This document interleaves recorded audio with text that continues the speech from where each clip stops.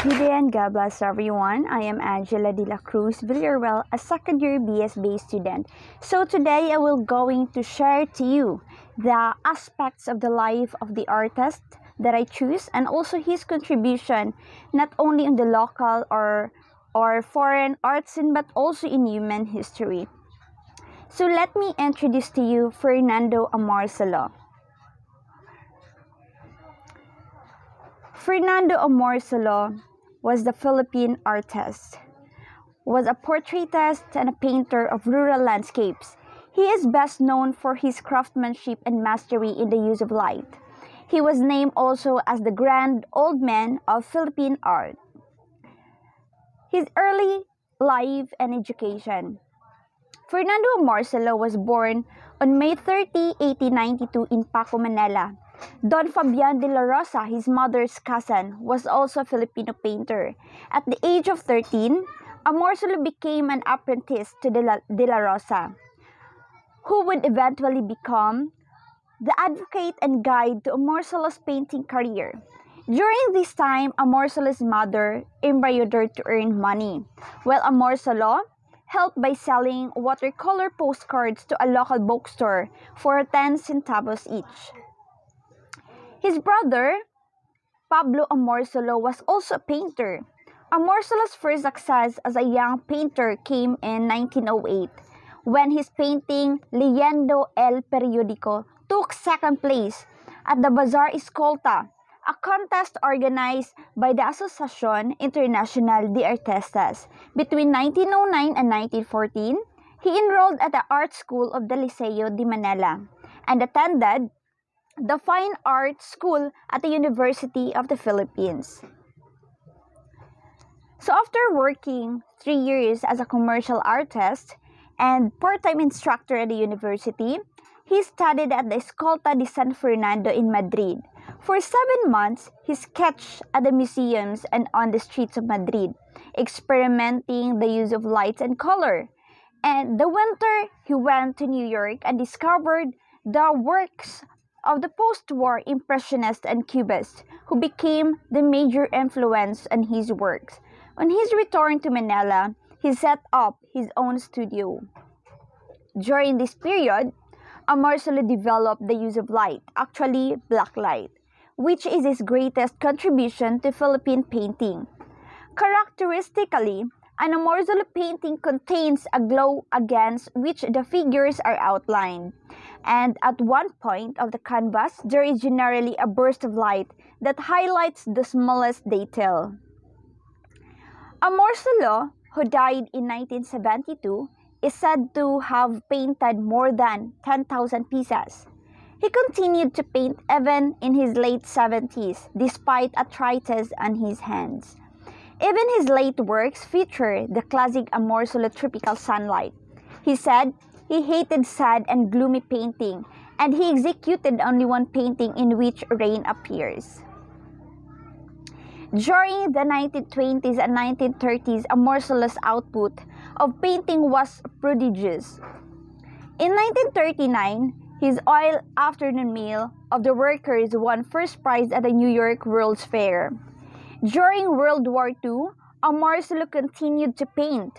The Philippine collector Don Alfonso Ongpin commissioned him to execute a portrait in absentia of General Douglas MacArthur, which he did at great personal risk. He also painted Japanese occupation soldiers and self-portraits. Amorsolo is best known for his illuminated landscapes, which often portray traditional Filipino costumes, culture, fiestas, and occupation. His pastoral works presented an imagined scene of nationhood in counterpoint to American colonial rule, and were important to the formation of Filipino national identity. He was educated in the classical tradition and aimed to achieve his Philippine version of a Greek ideal for a human form. So we have here some aspects of Fernando Amorsolo that have a substantial contribution not only to the local or foreign art scene but also to human history. So first, He is the first Filipino national artist. The Philippines has a roster of multi-talented artists deserving of attention for their unparalleled output and talent. An awarding body from the National Commission for Culture and the Arts, or the NCCA, bestows them with a prestigious national artist recognition. On January 23, 1969, Amorsolo became the first person to ever receive this award. Dubbed as the Grand Old Man of Philippine art, the beloved artist will forever be remembered for his exquisite use of light and colors. The second one, he was the former director of the College of Fine Arts of the University of the Philippines. There is nothing more awarding or rewarding than being able to shape the Filipino art scene and help hone the talents of many young and promising individuals. In 1909, Amorsolo graduated with honors from the Art School of Liceo de Manila.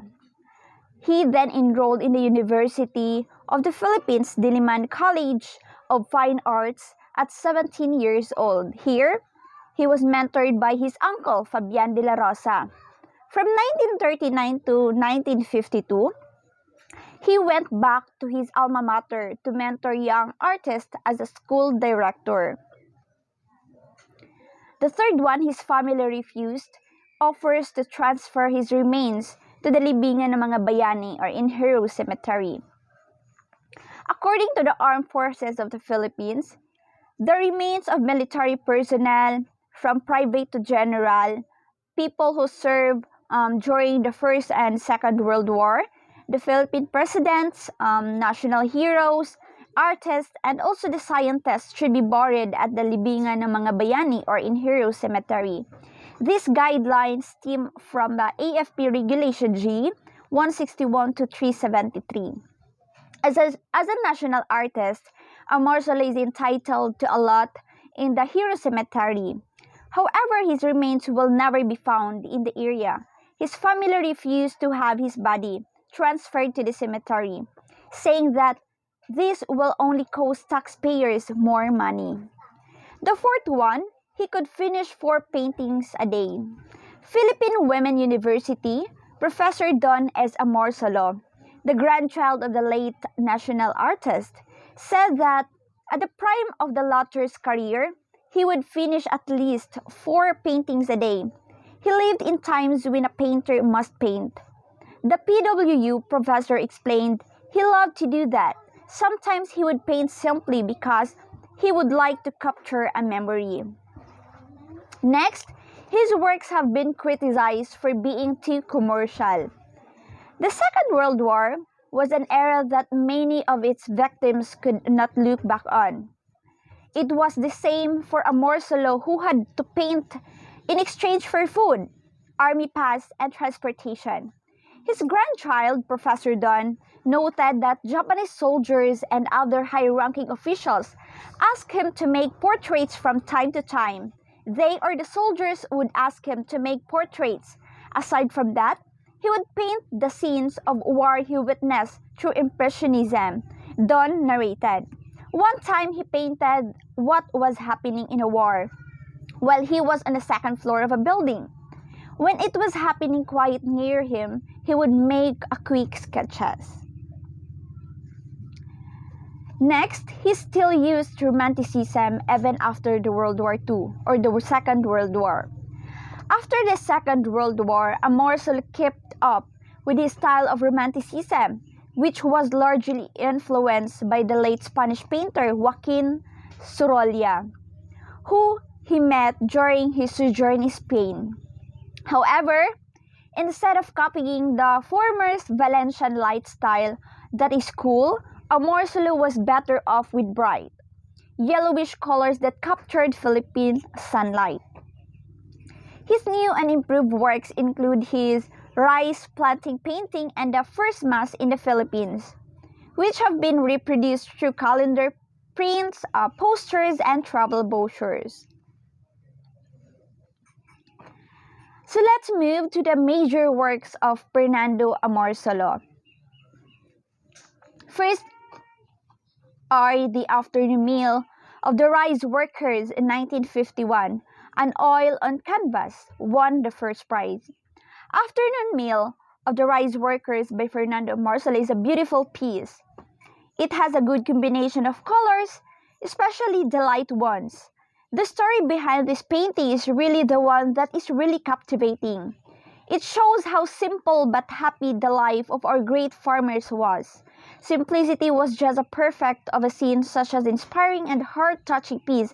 Everything looks so perfect and it suits to all Filipinos. The second one is the Confession de la Standarte Nacional, or the making of the Philippine flag. An oil painting. Fernando Amorsolo used natural light in his paintings and developed a blacklighting technique. Chiaroscuro Fernando Amorsolo made this painting to show the citizen of the Philippines of how the Philippine flag was made, and to remind them the traditions and costumes that we did not realize it becomes faded. The third one, the planting rice, or in Mayon. In 1949, the oil on canvas. Mayon is a celebrated symbol of the Philippines, and its presence in Amorsolo's painting emphasizes his wish to represent the spirits of the nation on canvas. Here, happy Filipino villagers in their bright clothes and straw hats work together amid a green and sunlight landscape of plenty. And the fourth one, which is the Dalagang Bukid, or the Woman with Banga, in 1958, oil on wood. The Dalagang Bukid is one of Fernando Amorsolo's best-known paintings. The painting, or rather its subject, was Amorsolo's attempt to depict a Filipino beauty, bears his smiling muse, who is wearing barot saya and carrying a banga, or a clay jar, as opposed to the typical Maria Clara image commonly associated with local women. So that's all about Fernando Amorsolo, his aspects in life, and also his contribution not only in the local or foreign art scene but also in human history. And thank you, and God bless everyone.